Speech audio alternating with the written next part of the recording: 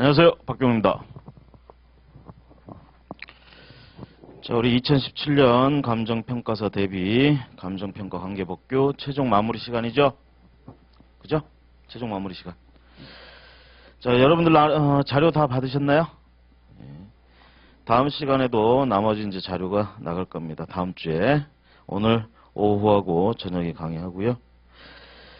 자, 요 자료를 나름대로 이제 줄여서 압축해서 뭐 만든다고 해가지고 만들려고 해봤는데 이거 뺄 거 빼고 외울 것만 그냥 해가지고는 맥락이 좀 안 될 것 같아서 애지간하면 법조문 전문을 좀 살리면서요. 우리가 이 최종 마무리 수업에서는 요 상황에서 봐야 될 거 이제 체크하고 여러분들이 그걸 좀 기억해 가는 과정 이렇게 좀 하도록 하겠습니다. 이게 내용이 지금 사실 뭐 양이 좀 많은 편입니다. 많은 편인데 특히 우리가 8개 법령 중에 국계법 1편 해가지고 국토회계행위 이용에 관한 법률 요 같은 경우에는 문제가 작년에 이제 우리가 이렇게 과목이 법이 추가되고 나서 작년에 처음 봤죠. 그러고 나서 그 전까지 16문제 나오던 게 이제 13문제로 줄었는데 3문제 줄었다 하더라도 여전히 이 과목에서 가장 차지하는 비중이 크다. 이렇게 보다 보니까 내용을 애지간하면 샅샅이 공부를 해야 되기 때문에 요거 다 넣었고요. 그 다음에 2편 도시 및 주거환경 정비법 해가지고 있는 거는 작년에 이제 처음 수록이 됐는데 요거 이제 4문제가 출제됐어요. 올해도 4문제가 출제될 걸로 예상이 됩니다. 4문제. 자, 그렇게 출제가 될 걸로 예상이 되는데 요거 이제 뒷부분에 가면 우리하고는 별로 상관이 없어서 감정평가사하고는 상관이 없어서 시험 문제 나오지 않을 것 같은 부분들은 생략을 쭉쭉 하고 넘어갔고요. 앞부분에 이제 주로 필요한 부분들 하는데 그 중에서도 좀 중요하다 싶은 것들 다 하다 보니까 양이 좀 많아졌습니다. 그래서 오늘은 1편, 2편 해가지고 2가지 법률 하고요. 다음 주에 우리가 나머지 6가지 법령 한다 이렇게 보시면 되겠습니다. 미리 말씀드리겠지만 부동산 가격 공시 및 감정평가에 관한 법률은 법령이 바뀌었죠. 바뀌어가지고 둘로 나눠졌습니다. 부동산 가격 공시에 관한 법률, 그 다음에 감정평가 및 감정평가사에 관한 법률 이렇게 둘로 나눠진 상태고요. 그거는 다 반영을 해서 다음 시간에 다음 주에 자료로 나갈 예정입니다. 뭐 우리 문제풀이 할 때도 이미 반영을 해서 했고요. 교재도 했고요. 자, 그럼 오늘 첫 시간 들어갑니다. 1편 국토회계행 및 이용에 관한 법률 해서 나오는데요. 이게 한 50페이지 가까이 40 몇 페이지 정도 돼 있는데 44페이지인가? 45페이지 정도 이렇게 양이 나와 있습니다. 참고로 대부분의 이제 법은 공법이다 보니까 뭔가 위반하거나 하지 마라 뭐 이런 것들 위반하거나 하면 벌칙이나 이런 게 가해지는데 우리 시험에서는 벌칙 같은 거는 주로 묻지를 않고 있다라는 거 참고하시고 일단 앞쪽에 이제 치중을 합니다. 자, 먼저 이 법의 목적이 있겠는데 목적은 넘어가시고 용어 정의 이렇게 나옵니다. 용어 정의. 그래서 계획 등 해서 이 법은 이제 계획 얘기가 많이 나오죠.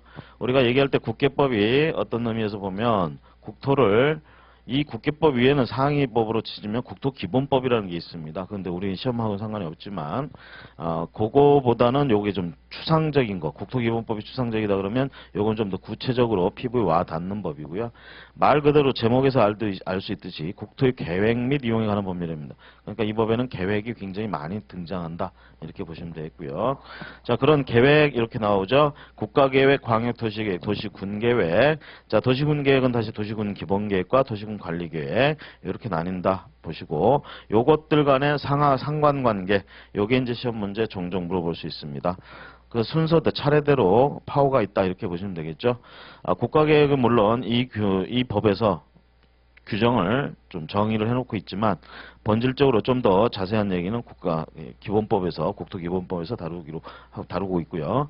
여기서는 국가계획 규정의 개념만 알고 계시면 되겠고 국가계획 하위에 이제 광역도시계획이 자리 잡고 있고요. 광역도시계획은 광역계획권이 지정되면 수립하게 되어 있습니다. 그러다 보니까 광역계획권을 지정하지 않은 경우에는 아는 지역에서는 광역도시계획이 없다 이렇게 되겠죠. 그래서 있을 수도 있고 없을 수도 있고 이렇게 되는 거고요.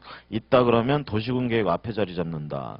그럼 도시군 도시군계획은 다시 기본계획과 관리계획으로 나누고 기본계획과 관리계획의 사이에는 기본계획이 지침이 되죠. 관리계획이 지침이 된다. 자, 그런 차이점들 거기 동그라미 1번부터 동그라미 6번까지 그 각종 계획에 대한 법에서 정의하고 있는 용어 정의 자체를 해놨습니다. 특히 2항의 광역도시계획 같은 경우 광역계획권의 장기 발전 방향을 제시하는 계획이다. 이렇게 짧게 정의를 해놓고 있습니다. 그 점 좀 유의를 하시고 그 다음에 군계획은 3번에 기본계획과 관리계획이 있다라는 점. 그 다음에 기본계획하면 세 번째 줄에 지침이 되는 계획 해서 도시군관리계획의 지침이 되는 계획이다 라는 의미 보시고요. 자, 여기 계획의 도시군관리계획은 뺐습니다. 빼고 거기 가로 2번에 도시군관리계획의 내용 해가지고 정의와 함께 내용을 실어놨습니다. 그 다음에 지구단위 계획 나오고요. 입지규제 최소구역 계획. 이게 최근 2년 사이에 이게 규정이 새로 들어간 부분입니다. 그래서 용어 정의 자체 잘 보시고요. 그 다음에 도시군 관리 계획의 내용 가보시면 도시군 관리 계획의 의미 기본 계획이 수립돼 있고 그 기본 계획을 바탕으로 해서 좀 더 구체적으로 정의를 합니다. 그러면서 도시군 관리 계획에서는 총 6가지 내용을 결정한다. 그래서 6가지 입에 거품 물고 제가 수업 시간에 기본서 할 때도 그랬고요. 문제풀이 할 때도 그랬고, 거기 동그라미 1번부터 6번까지 이 내용은 도시군 관리계획의 내용이다라고 늘 말씀을 드렸습니다. 또는 도시군 관리계획으로 결정한다. 다 같은 말이에요. 예를 들면 용도지역 지정 또는 변경에 관한 계획은 도시군 관리계획으로 결정한다. 맞는 말입니다. 도시군관리계획의 내용이기도 하고요. 그래서 동그라미 1번부터 6번까지 잘 보시기 바랍니다.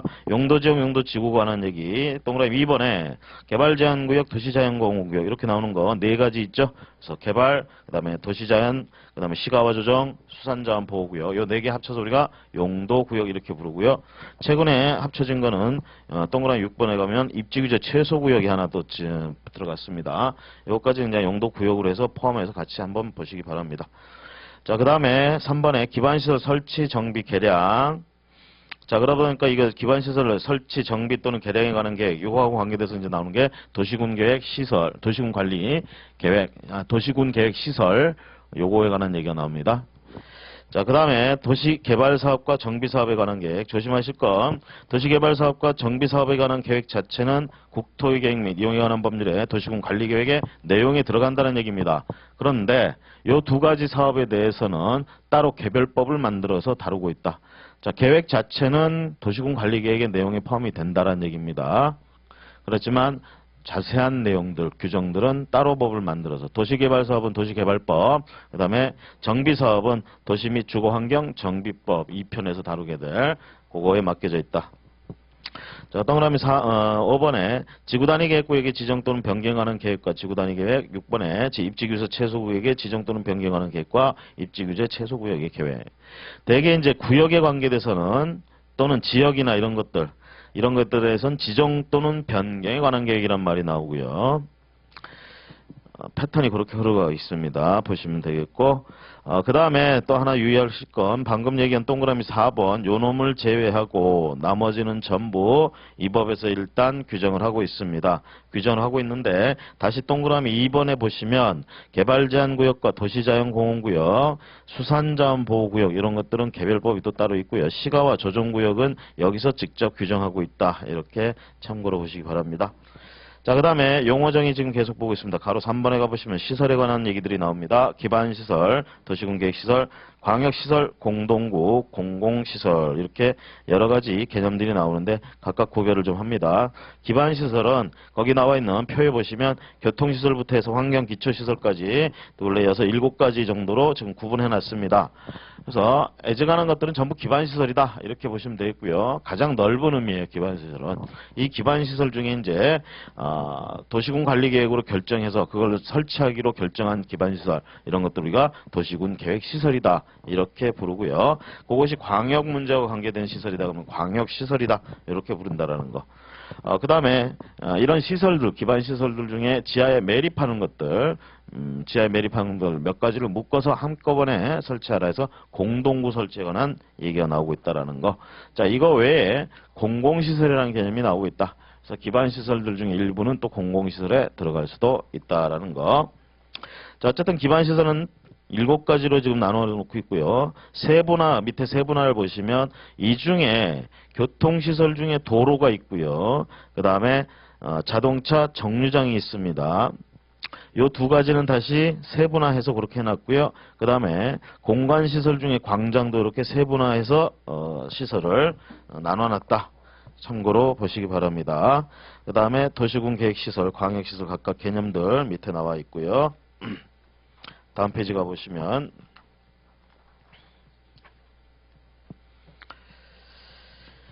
자, 거기 광역시설에 대해서 다음 페이지에 표로 이렇게 나와 있는데요. 광역시설 그러면 관할을 넘어가는 겁니다. 넘어가는 거예요. 간단하게 얘기하면. 그런데 그게 둘 이상의 자, 박스에 보시면 첫 번째 나온 거 줄친 거 있죠. 세 번째 줄에 걸치는 시설이라고 해놨어요. 그리고 두 번째 박스에 두 번째 줄에 두 번째 칸에 보시면 줄에 보시면 끝에 보시면 공동으로 이용하는 시설이라고 되어 있습니다. 자, 둘 이상에 걸치거나 둘 이상의 지역이 공동으로 이용하는 시설, 이거 우리가 광역시설이다 이렇게 얘기를 하고 있다라는 거. 그래서 걸치는 시설 또는 공동으로 이용, 걸치지 않았다 하더라도 한쪽 지역에만 몰려 있다 하더라도 다른 지역에서 같이 쓴다 그러면 광역시설이 된다 이렇게 되는 거예요. 결론적으로. 그래서 그런 것들이 어떤 것이 있는지 오른쪽에 그렇게 정리를 해놨으니까 참고하시고, 그 다음에 네 번째 공동구라는 개념. 자, 전기, 가스, 수도 등의 공급 설비 이런 것들 지하에 이제 주로 묻는 거죠. 이렇게 묻을 때 따로따로 하지 말고 합쳐서 한꺼번에 해라 라는 얘기입니다. 공동구. 그 다음에 다섯 번째 공공시설.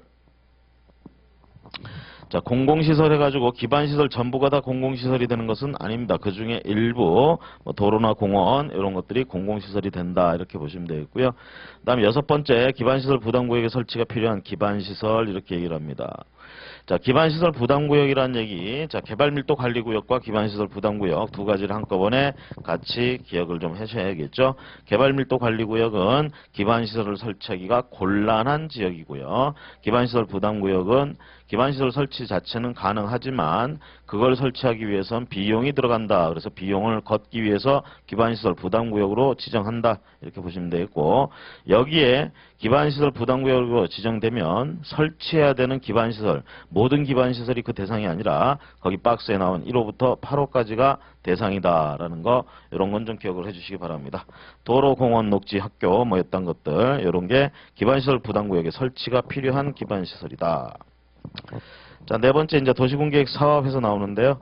자, 도시군계획 사업 그러면 일단은 세 가지 사업을 얘기합니다. 이 법에서 도시군계획 사업 그러면 세 가지예요. 도시군계획 시설사업, 이게 기반시설 중에 일정 부분 설치하는 사업이죠. 그 다음에 도시개발사업, 정비사업 이 세 가지.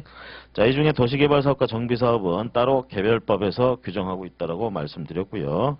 그 다음에 도시군계획 시설사업에 대해서는 이 법에서 직접 정의하고 있습니다. 규정하고 있고요.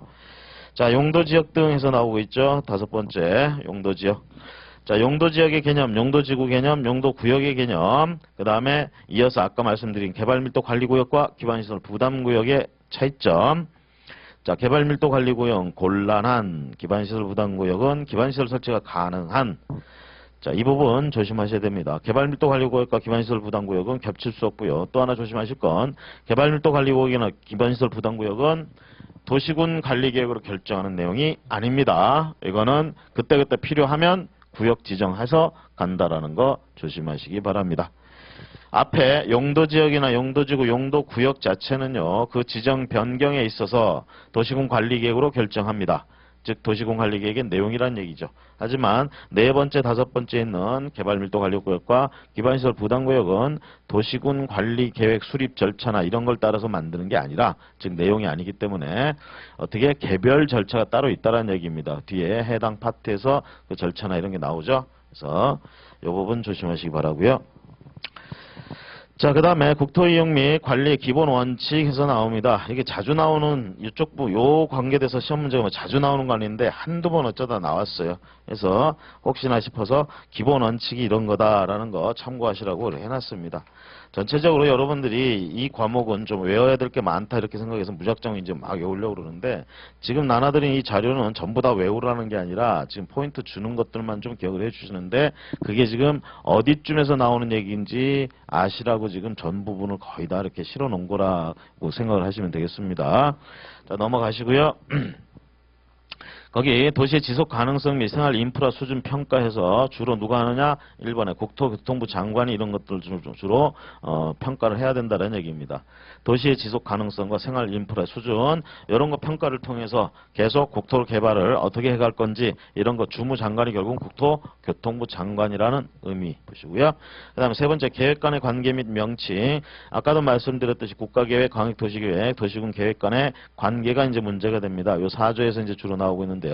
1항부터 4항까지. 자, 어쨌든 순서는 국가계획이 가장 우선이고요. 그 다음에 광역도시계획이 있다면 그 다음이고, 자, 그 다음에 이제 도시군계획. 도시군계획은 두 개가 있다고 그러니까 둘 사이에는 도시군 기본계획과 도시군 관리계획은 도시군 기본계획이 지침이 됩니다. 우선한다는 얘기죠. 자, 그 다음에 도시군 계획 등의 명칭 해가지고, 자, 이건 뭐 별 얘기가 아닙니다. 도시에서 이런 계획들 하면 도시계획이라고 부르고, 군에서 하면 군계획이라고 불러라. 이 얘기죠. 그 명칭에 관한 얘기고. 자, 네 번째 용도 구분에 관한 얘기. 국토의 용도 구분해서 6조에 가면, 자, 일단 용도는 어떻게 구분해? 도시지역, 관리지역, 농림지역, 자연환경 보존지역, 이렇게 구분하고 있고요. 요걸 다시 이제 시행령에 따라 세분화하고 있다. 이렇게 보시면 되겠고. 그 다음에 용도 지역별 관리 의무에서 요거는 뒤에 표로 딱 정리해 놓은 걸로 보시기 바랍니다. 자, 다섯 번째 다른 법률에 따른 구역 등의 지정 제한 등 해서 다섯 번째 요 얘기 나오는데, 자, 가로 1번에 보시면 다른 법률에 따른 토지 이용에 관한 구역 등의 지정 제한 등 나오고요. 다음 페이지 넘어가 보시면 4페이지 맨 밑에 다른 법률에 따른 도시군 관리계획의 변경 제한 이렇게 나오고 있습니다. 이 두 개 차이점. 첫 번째 있는 거는, 자, 우리가 국토를 개발하고 하는 데 있어서는 기본법이 이 법입니다. 국계법. 그리고 주무장관이 누구예요? 국토교통부 장관이라는 얘기입니다. 그래서 국토를 어떤 목적으로 이용하거나 이렇게 할 때 구역을 지정한다든가 어떤 목적, 일부 목적에 의해서 또는 그걸 변경한다든가 이런 건 원칙적으로 국토교통부 장관이 해야 되는데 다른 부의 장관들 또는 지자체마다 자기들이 일정한 목적에 따라서 뭔가를 할 수도 있다라는 얘기입니다.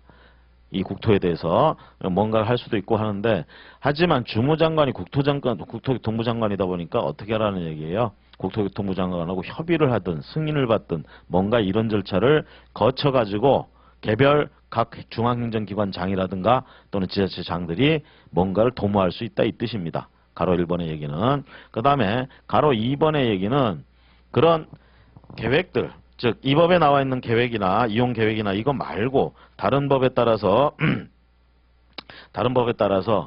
하다 보면 다른 법에 따라서 뭔가 목적, 방금 여기 지정한 것처럼 가로 1번에서 지정한 것처럼 그 지정한 것에 대해서 목적을 달성하기 위해서 개별 법들을 만들어 가지고 그 법에 따라 어떤 목적을 향해서 가는데, 그 법에 따라서 이런 인허가를 받고 이렇게 하게 되면 국계법에서 말하는 각종 인허가 받은 거, 의제해 주는 거 이런 규정들이 들어갈 수 있다는 얘기예요. 그러면 어떻게 하라는 얘기야? 그런 건 협의 심의 거쳐라 이런 얘기가 나오고 있다라는 거. 그래서 가로 2번은 계획 등 같은 거, 계획이나 이런 것들 변경하거나 이럴 때 다른 법에 의해서 협의 이런 거 의제해 줄 때 이 법에 따라 한 것을 인정해 줄 때, 의제해 줄 때는 협의 심의를 같이 거쳐라라는 얘기가 가로 2번의 얘기입니다. 그래서 가로 1번과 가로 2번의 차이점 대략 그런 거고요. 가로 1번에서 자 개별 중앙행정기관의 장이라든가 지자체장들이 어떤 일정한 목적에 의해서 용도구역, 토지 국토를 일정한 목적에 의해서 구역을 지정하거나 이렇게 할 때 이 법에 나와 있는 구역들이 아닙니다. 개별적인 자기들 목적에 맞춘 그런 것들을 지정할 때는 국토교통부 장관의 뭐 협의를 구하거나 승인을 구한다. 이게 주 핵심 사항이다. 이렇게 보시면 되겠고, 그 조문은 일단 그냥 소개를 해놨습니다. 여러분들한테 그 의미만 좀 보시고요. 자, 이렇게 하면 총칙 내용이 끝납니다. 그 다음에 2장에 가시면 광역도시계획에서 나오는데요. 광역도시계획에 자 6페이지 가보시면 하단부에 수립 절차 나오고 있습니다. 광역도시계획 6페이지 하단부에 자 거기 보시면 광역계획권 지정부터 해가지고요. 마지막에 공고까지. 자, 광역계획권 지정, 그럼 누가 지정해요? 국토교통부 장관이 지정합니다. 또는 도지사도 지정할 수 있게 규정이 바뀌었습니다. 광역계획권 지정. 자, 이걸 하게 되면 우리가 거기 기초조사하고, 자, 광역계획권이 이렇게 지정되면 그 다음에 할 일은 뭐겠어요? 기초조사 이런 것들을 통해서 광역도시계획을 수립해야 됩니다. 그래서 광역도시계획 수립 절차는 기초조사부터 해가지고 공고까지 이렇게 되는 거고, 그 수립하기 위해서 앞에 광역계획권을 지정해야 된다. 이렇게 보시면 되겠습니다. 자, 그러면 계획을 수립할 땐 대개 제가 항상 수업 시간에 말씀드렸죠. 준비와 결론 그렇게 된다고 그랬죠. 그럼 준비, 그러면 뭔가 조사하거나 의견 듣거나 이런 것들이 주로 준비에 들어가고요. 그 다음 결론 내리는 거 뭐예요? 협의심이 거쳐가지고 자, 승인을 한다든가 허가를 한다든가 뭐 이런 걸 통해서 결정된다고 그랬죠. 그래서 자, 조사를 한다 그러면 대표적인 조사가 기초조사예요. 자, 뒤에 가면 이제 도시군 기본계획에선 기초조사에 토지 적성평가나 이런 게 들어가고요. 그 다음에 도시군 관리계획에 들어가면 환경성 검토, 재취약성 분석까지 해서 4가지 정도가 나오게 된다. 자, 일단 광역도시계획에서는 우리가 기초조사가 일단 나오고 있습니다. 그 다음에 이제 공청회 이렇게 규정 나오고 있어요. 공청회.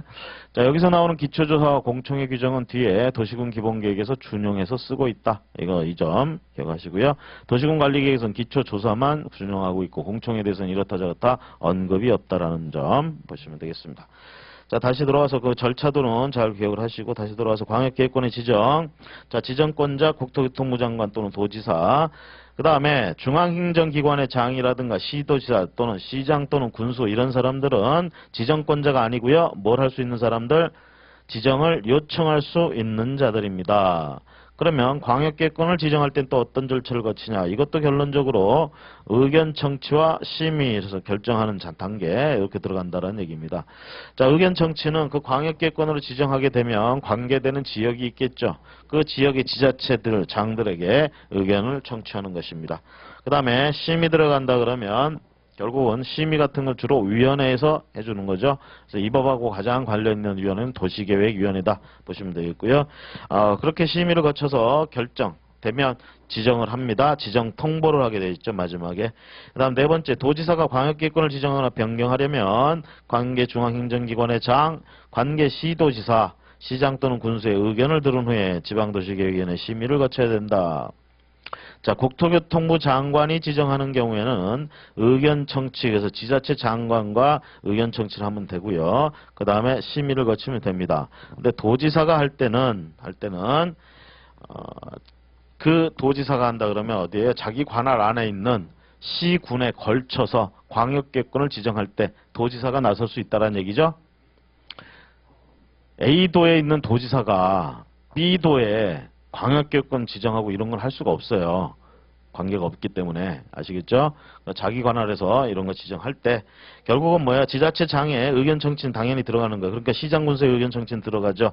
그거 외에 중앙행정기관의 장, 그리고 자, 관계시도지사 그러니까 또 어떻게 되는 거예요, 지금? 시도끼리 걸칠 수도 있잖아. 시하고 군하고 걸쳐서 하다 보니까 A시에 있는 시와 B시에 있는 시가 겹쳐 있을 수도 있잖아요. 붙어 있을 수도 있잖아. 그래서 그런데 할 때는 시도지사 의견 청취. 결국 이것도 뭐예요? 의견 청취와 심의 거친다는 얘기죠. 도지사가 의견을 청취할 곳이 좀 많아서 탈이죠. 그다음 2번째, 수립권자 수립 절차. 그러면 광역계획권이 이렇게 지정되면 누가 계획을 수립하느냐? 수립권자, 국토교통부 장관, 시도지사, 시장 또는 군수 이렇게 얘기를 합니다. 자, 이 법에서 말하는 시도지사는 누굴 얘기합니까? 특광, 특시, 특도, 특시, 특도, 도지사까지. 그쵸?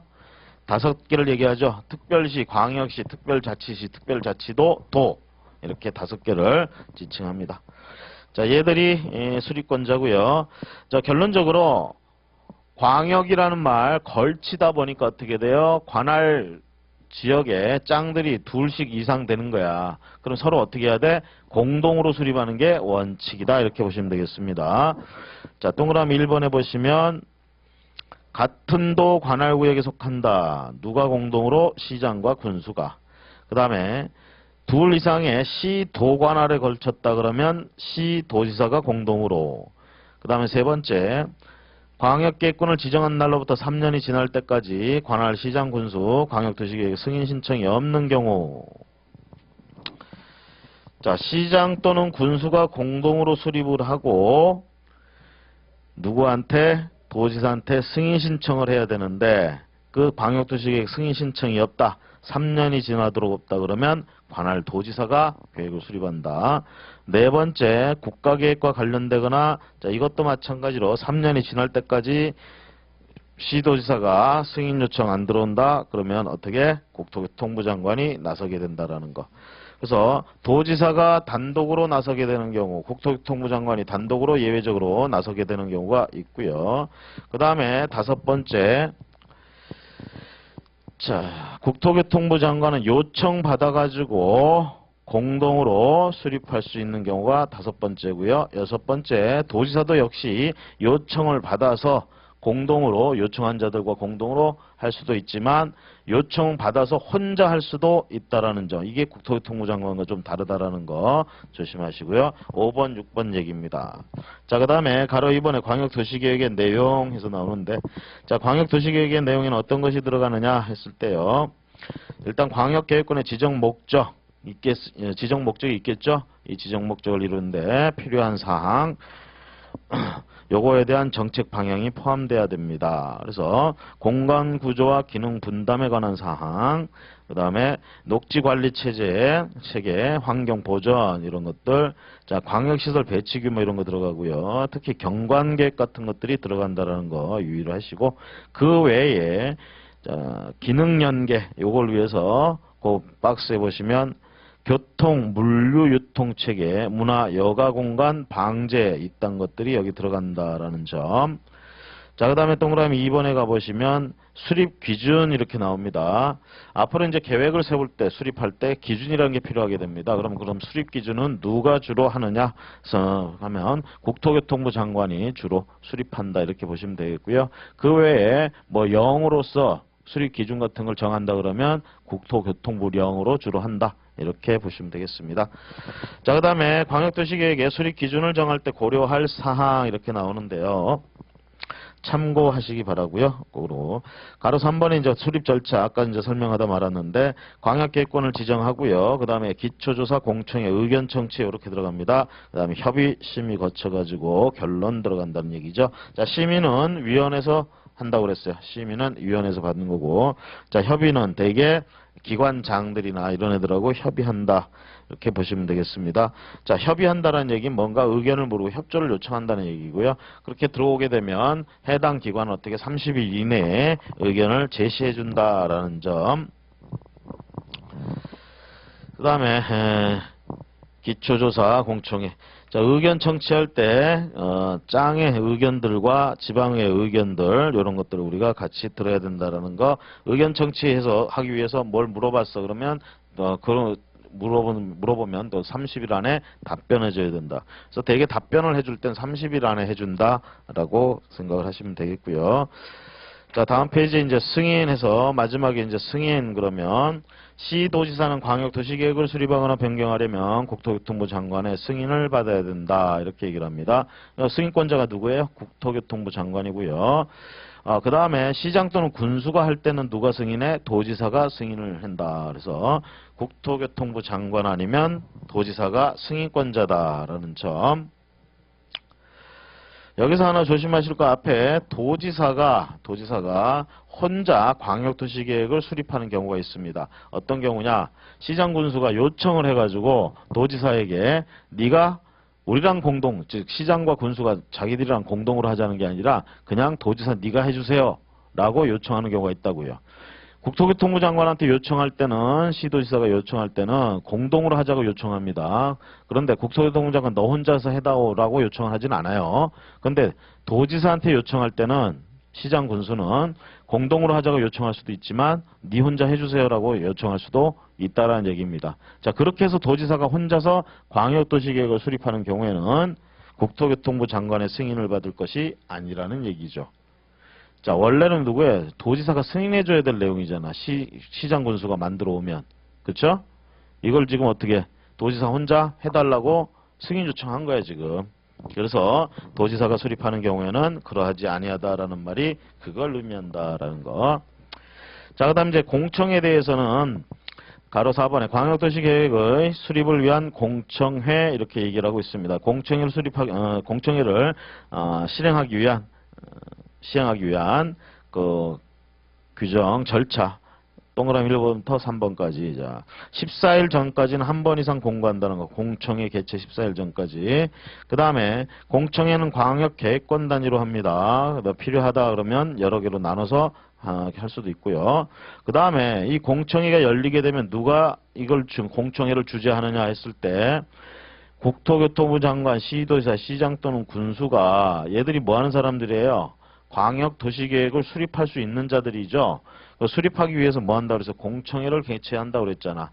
그럼 얘들이 직접 공청회를 주재하는 게 아니라 누가 지명하는 사람, 지명받은 사람이 공청회를 주재한다라는 점 조심하시고, 그 다음에 광역도시계획의 조정에서 나옵니다. 자, 일정한 광역도시계획이 시간에 지나면서 안 맞거나 이럴 수도 있겠죠. 자, 이럴 때 조정 신청을 할 수 있다. 서로 간에 광역도시계획을 공동으로 수립하다 보니까 어떤 부분 서로 엇박자가 나오는 거야. 공동으로 수립해야 되는데 협의가 잘 안 돼. 이럴 수도 있잖아요. 자, 이런 경우에 조정 신청할 수 있다라는 거. 자, 조정 신청한다. 누구한테 조정 신청해? 시도지사가 수립하는 경우에는 국토교통부 장관에게 조정 신청을 하고요. 동그라미 6번 가보세요. 시장 군수가 공동으로 수립하는 경우는 주로 도지사한테 조정 신청을 하게 됩니다. 아시겠죠? 자, 그러면 동그라미 1번부터 5번까지는 국토교통부 장관한테 조정 신청했을 때 이제 어떻게 처리해 주느냐 이거에 관한 얘기고, 동그라미 6번은 도지사한테 이제 신청하면 어떻게 주느냐, 국토교통부 장관이 해주는 것과 똑같은 방식으로 해준다. 다만 급을 이제 낮춰서 하는 거죠. 이렇게 보시면 되겠습니다.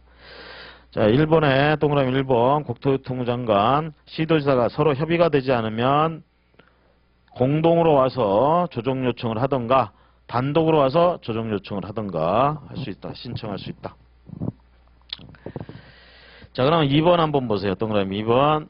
조정 신청을 받았다 그러면 기한을 정해서 당사자 간에 다시 협의를 하도록 권고할 수 있으며, 한 번 더 권고했는데도 그 기간 내 협의가 이루어지지 않는다 그러면 직접 조정할 수 있습니다.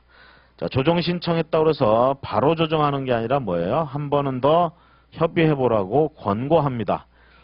기간 정해가지고. 자, 그런데도 불구하고 안 한다 그러면, 안 된다 그러면 직접 조정해준다라는 거. 자, 그 정도 보시면 되겠습니다. 그 다음에 가로 6번에 광역도시계획 협의회 구성 및 운영에 관한 얘기가 나옵니다. 그래서 보통 자문이나 이런 것들 하기 위해서 이런 계획 협의회를 두자 뭐 이런 얘기가 되겠고요. 그 다음에 3장 도시군 기본계획 들어가 보시면, 자, 도시군 기본계획의 수립 절차에서 나오고 있습니다. 자, 도시군 기본계획을 수립할 때는 구역을 지정하거나 이런 것들이 필요가 없습니다. 왜? 도시군 그 관할 단위로 기본계획을 수립하다 보니까 구역을 따로 지정할 필요가 없다라는 얘기죠. 그래서 광역계획권 지정 같은 그런 것이 처음에 나오지는 않습니다. 여긴 바로 도시군 기본계획 수립 절차로 들어가죠. 자, 제일 먼저 할 일, 여기도 마찬가지로 준비하고 결정내는 관계로 가겠죠. 그럼 준비한다 그러면 기초조사 공청회, 그 다음에 의견 청취, 그 다음에 결정 단계 가면 협의 심의, 그 다음 마지막에 확정 승인, 그리고 그렇게 되면 공고한다. 그래서 협의 앞에서 끊어가지고 그 앞에까지가 준비 단계고 협의 이후가 결정 단계다. 이렇게 보시면 되겠습니다. 그럼 기초조사하면 누가 기초조사를 실시하느냐? 일단 수립권자가 누구예요? 도시군 기본계획 수립권자. 특, 광, 특시, 특도, 시장, 군수. 조심하실 건 도지사는 수립권자가 아닙니다. 도지사는 수립권자가 아니에요. 특광, 특시, 특도 나오고 시장, 군수 이렇게 나옵니다. 그 밑에 써져 있죠. 도지사는 수립권자는 아니지만 승인권자는 돼. 왜? 시장 또는 군수가 계획을 수립해왔다 그러면 얘가 도지사가 승인해 준다는 얘기예요. 도지사가. 그 다음에 토지 적성평가와 재취약성 분석을 포함해서 기초조사를 한다라는 점. 그 다음에 공청회 앞에 광역도시계획 수립 절차 속에서 있었던 공청회 규정을 그대로 준용하고요. 의견 청취 그러면 30일 이내, 협의도 마찬가지로 30일 이내 의견을 제시해 준다. 그리고 심의 거쳐가지고 다음 페이지 확정 승인 이렇게 표현합니다. 자, 특별시장, 광역시장, 특별자치시장, 특별자치도지사는 확정한다고 확정한다고 표현했는데 얘들 수립권자죠. 도시군기본계획 수립권자. 자, 얘들이 도시군기본계획을 수립할 경우에는 마지막에 누구한테 따로 승인받거나 그럴 필요 없습니다. 본인 스스로가 확정하면 됩니다. 확정. 심의까지 거쳐가지고 확정하면 되는 거예요. 하지만 시장이나 군수는 그렇지가 못합니다. 본인들이 기본계획 수립 절차 따라서 열심히 심의까지 통과했어. 그럼 본인 스스로가 확정할 수 있는 게 아니라 도지사의 승인을 받아야 된다. 그래서 도지사가 결론은 결정 단계에서 승인 신청 들어오면 협의심의 거쳐가지고 승인해준다. 이렇게 되는 거예요. 도지사가. 자, 수립권자는 누구로고요? 기본계획 수립권자, 특광, 특시, 특도, 시장 또는 군수. 그쵸? 자, 그러면 도지사는 수립권자가 아닙니다. 승인권자는 된다는 얘기죠. 여기 그럼 국토교통부 장관도 도시군기본계획을 수립할 수 있느냐? 수립권자에 나오지 않아요. 걔도 수립할 수 없습니다.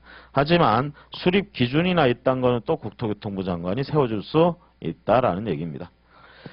자, 그 다음에 기억하실 거. 도시군기본계획을 수립하지 아니할 수 있는 지역이 있습니다. 원칙적으로는 도시군기본계획은 어떻게 해야 되는데? 다 수립해야 되는 게 원칙. 모든 지역에 다 수립을 해야 돼. 기본계획. 자, 그런데 예외적으로 안 해도 되는 거. 일단 첫 번째, 수도권에 속하지 아니하고, AND예요. AND. OR가 아니라. 광역시와 경계를 같이 하지 아니하는 시 또는 군으로서 인구 10만 명 이하인 시 또는 군. 일단 인구가 10만 명 이하면서 뭐예요? 수도권에 있지 않아야 돼. 그러면서 수도권에 있지 않아야 되니까 저 지방에 있어야 되는 얘기고, 지방에 있으면서도 옆에 광역시가 붙어 있으면 안 된다는 얘기입니다. 그렇게 되면 어떻게 돼? 광역시에 붙어 있다. 그럼 도시군 기본계획 수립해야 되는 거예요. 수도권 지역에 있다. 도시군 기본계획 수립해야 돼. 인구가 10만 이하라 하더라도. 아시겠죠? 그래서 거기 세 가지 요건 다 충족해야 돼요. 수도권에 속하지 않고 광역시에 접하지 않으면서 인구 10만 이하인 경우에는 도시군 기본계획을 수립하지 않아도 된다라는 얘기입니다. 그 다음에 두 번째, 관할구역 전부에 대해서 광역도시계획이 수립되어 있는 시 또는 군으로서 당해 광역도시계획에 도시군 기본계획의 내용이 모두 포함되어 있는 시 또는 군. 자, 앞에 광역계획권을 지정하고 거기에 광역도시계획을 수립했어요. 자, 그런데 그 광역도시계획 내용 속에 도시군 기본계획으로 수립해야 될 내용이 다 포함되어 있어. 그러면 또 도시군 기본계획을 수립할 필요가 없다라는 얘기입니다. 자, 이 얘기는 뭐냐면요. 광역계획권을 지정할 때는요.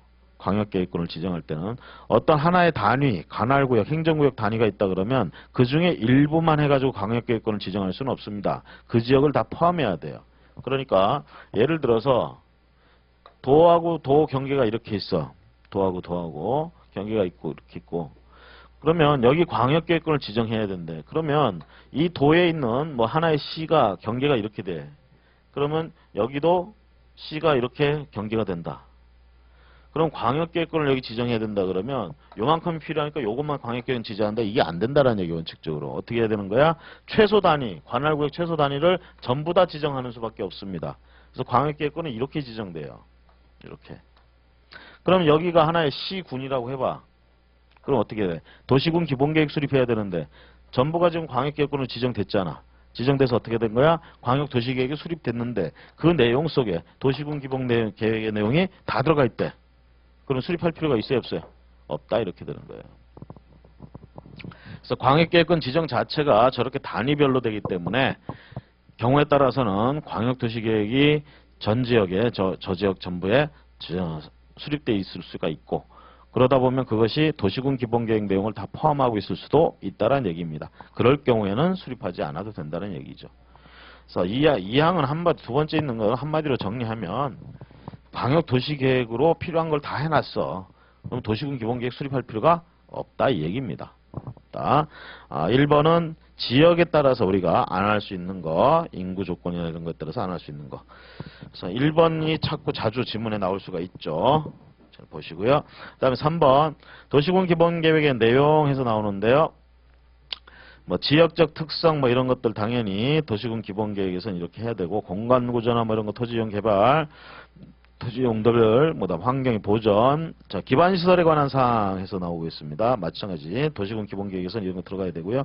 공원 녹지 그 다음에 여기도 경관에 관한 사항 이런 것들이 여기 도시군 기본계획에 들어갑니다. 경관 그 다음에 기후변화라는 거 에너지 전략 이런 내용들이 들어가고 있습니다. 방제 및 안전 이런 것들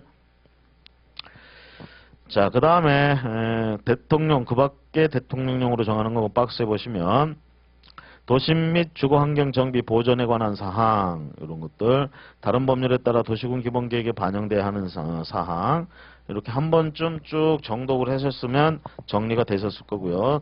굳이 외우려고는 하지 마십시오. 이런 내용들이 일단 도시군 기본계획 그 분위기 뉘앙스를 좀 느끼시면 되겠고 그 밑에 가로 2번에 도시군 기본계획 수립 기준 누가 정한다고요?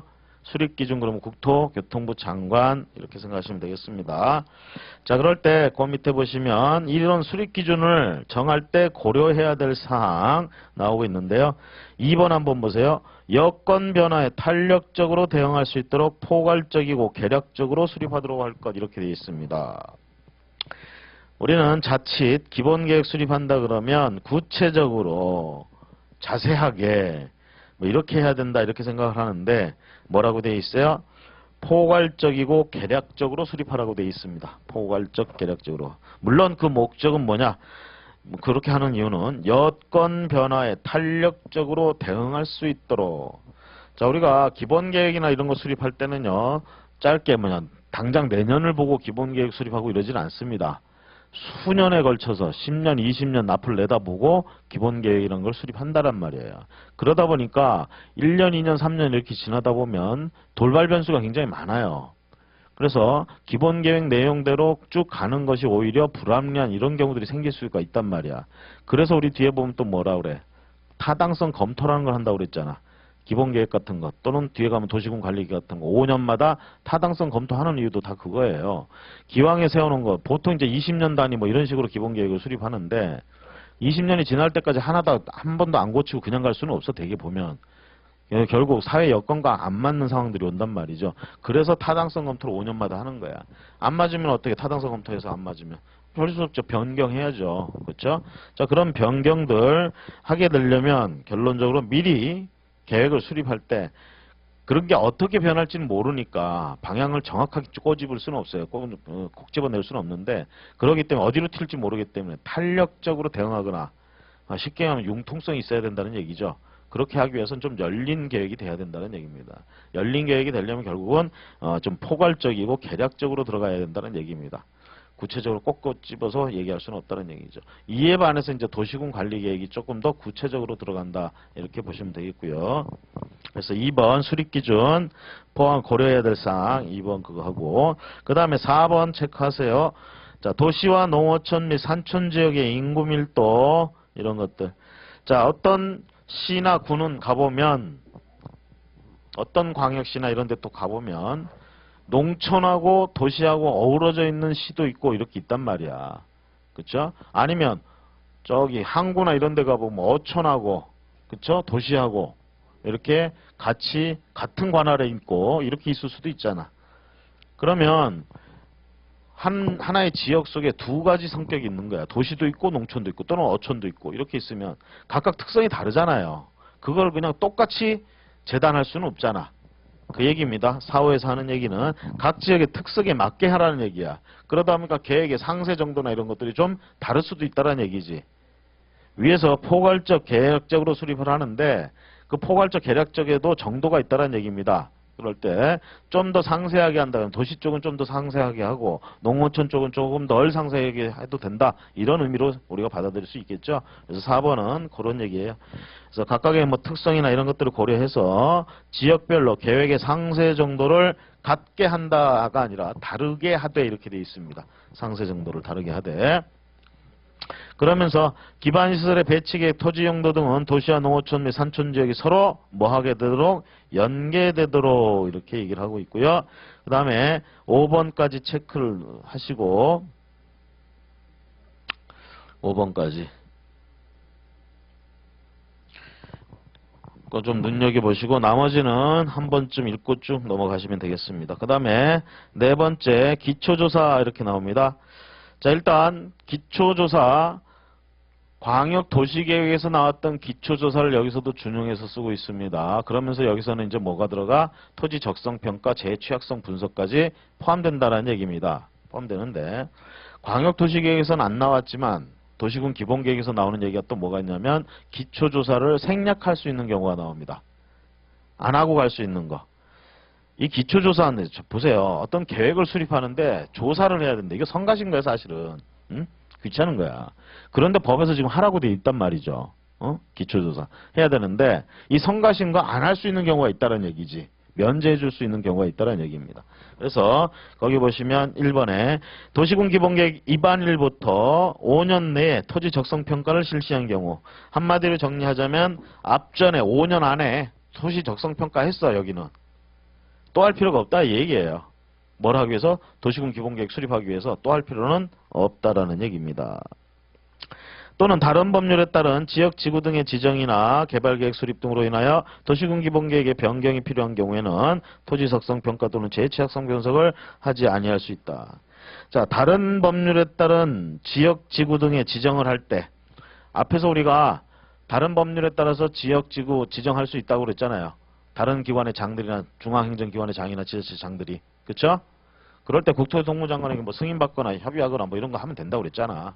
자, 그렇게 할 때 그러면 도시군 기본계획으로 구역을 지정하거나 이런 것들을 할 때 해야 되는데 다른 법에 의해서 한다잖아요. 다른 법에 의해서 한다는 거 아닙니까? 그렇죠? 이럴 때 기초조사를 생략할 수 있다는 거. 그렇죠. 거기 토지 적성평가 또는 재취약성 분석을 우리가 하지 아니할 수 있다라는 거.